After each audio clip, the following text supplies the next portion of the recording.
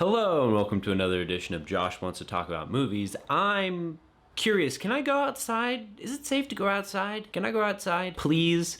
My apartment's a prison. Well, with another month of quarantine underway, it seems like theaters are not opening up anytime soon. It seems like all these summer blockbusters are now being pushed back even further. So, do we have anything new? Anything at all? Okay, I'll watch that. Full title: Eurovision Song Contest, The Story of Fire Saga, follows Will Ferrell and Rachel McAdams as they play as two Icelandic friends and wannabe musicians that try and enter into the Eurovision Song Contest. Along the way, they learn the trials and tribulations of becoming good friends while having to deal in a neck-and-neck competition with other fierce competitors from all across Europe. So, it's really hard to talk about comedy, especially when everyone has a different sense of what makes them laugh and what doesn't, what offends them, what doesn't, what they consider to be humorous and what considers to be off the table. So for me, something that's considered funny to me is going to be totally different from what you consider funny. And so whatever I say about this movie, take that with a grain of salt. So, did I think full title Eurovision Song Contest, The Story of Fire Saga was funny? So there are a good amount of positives with the movie. One is the music. A lot of the music that's implemented in the movie actually is very catchy and has kind of an earworm vibe to it, especially some of the songs that Will Ferrell and Rachel McAdams sing, especially I think the song is Double Trouble. That's actually really catchy, and there might be an off chance where I might just look it up and listen to it whenever I'm just working on something. It's an earworm, to say the least. There are a couple others. There is a big rendition in the middle of the movie where they added a bunch of old Eurovision contestant winners, and they sing a rendition of Waterloo, Tonight's Gonna Be a Good Night, and one other I can't remember. It's pretty fun. It's like a very fun music video. Everyone's having a good time. That kind of stuff's really nice to watch. Some of the jokes work too.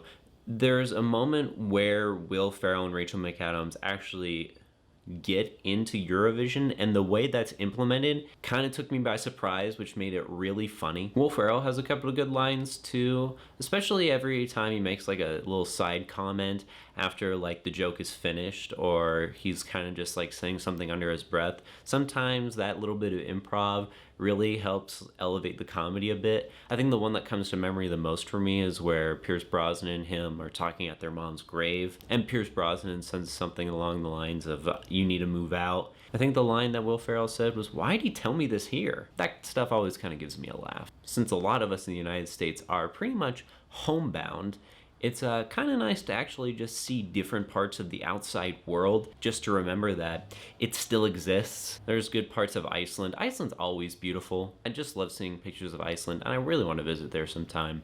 And there's also bits of Scotland there as well. Very nice scenery. Very nice to watch. Another positive for this film is actually the character motivations for both Lars and Sigrid. I think they actually developed their characters really well for the story, and their motivations actually make a lot of sense.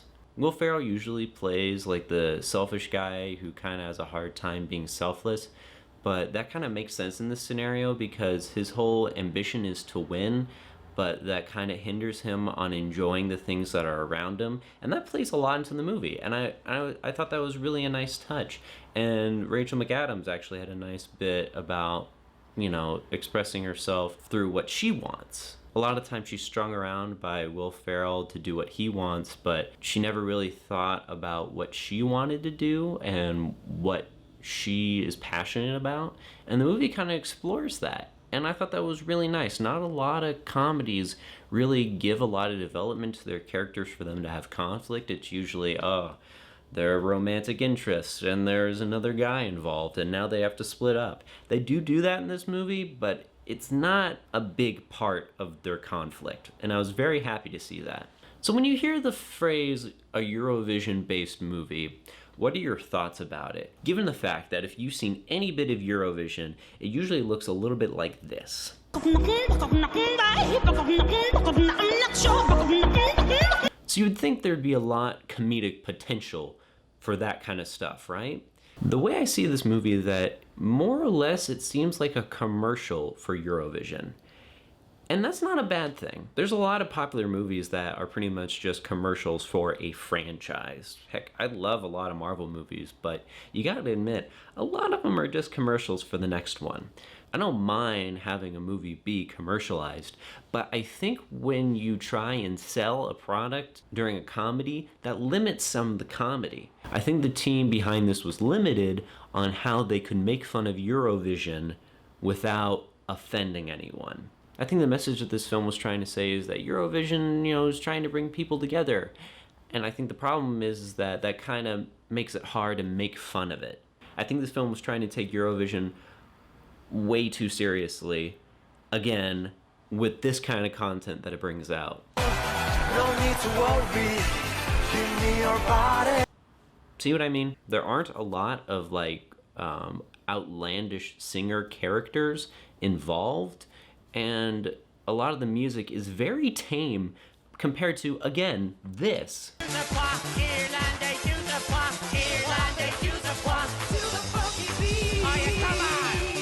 I felt like that hindered the comedy a lot. So the thing about Will Ferrell comedies is that Will Ferrell typically plays the same character. He plays overreacting man-child who has a hard time growing up and is very selfish and hard to be selfless around others. But by the end of the film, he learns how to be selfless, and then he eventually grows up into a completely different person. And that's no different with Eurovision, and that's not a bad thing. But the issue I have with it is that Rachel McAdams plays a character that is in love with Lars, Will Ferrell's character, and that was very hard for me to believe because their relationship within the film didn't blossom into something that I was rooting for. It just seemed like the whole time he was using her and she was just happy to be there.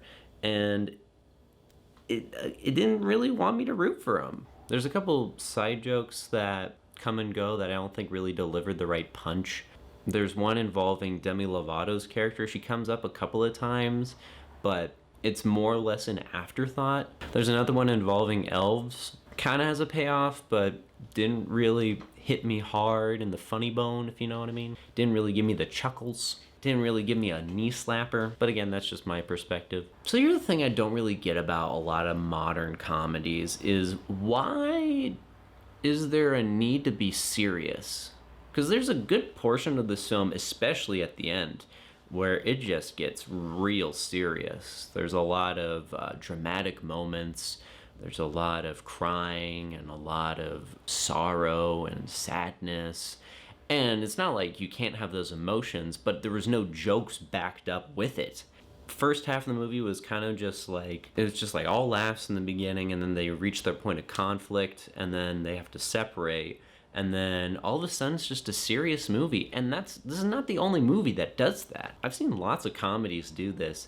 And I feel like that kind of hinders it being a comedy. I'm not saying a comedy can't have serious moments, but when they do that, it kind of just, I guess the way I can say it is, it's just like emotional whiplash. It's like, we're having such a good time, and there's the emotional conflict. The point I'm making is that this movie does it too, and it just didn't need to. It could still have been funny. And by the end of the day, with all these thoughts, it kind of just came out as an average movie to me, which is really sad because Eurovision is very spectacular. I don't know if you've seen any Eurovision performances before, but they're very outlandish and they're very unlike our modern American seeing performance shows, Eurovision actually goes above and beyond in their presentation, and it's very quirky and fun, and I encourage others to watch it. But the thing is, when you do a movie about Eurovision, I feel like you should go all out. I kept thinking to myself, what are ways that you could elevate this movie and make it a lot more memorable?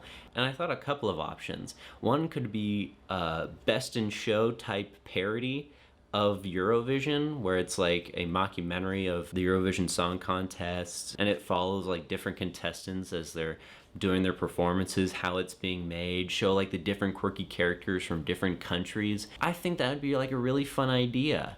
Show different perspectives. And like Best in Show, there's no real protagonist. If we were to do that style we wouldn't really know the outcome because we wouldn't have like a main character to follow. I don't know, it'd be really fun. Another idea I had was just make it a full-blown musical. There were song sequences within the movie, but just make it all out. Make it like Mamma Mia. Just go all out, colors everywhere. Make it a big choreography dance. Something just to give a little more pizzazz, just to bring in a little bit more of that style, that Eurovision eccentricity?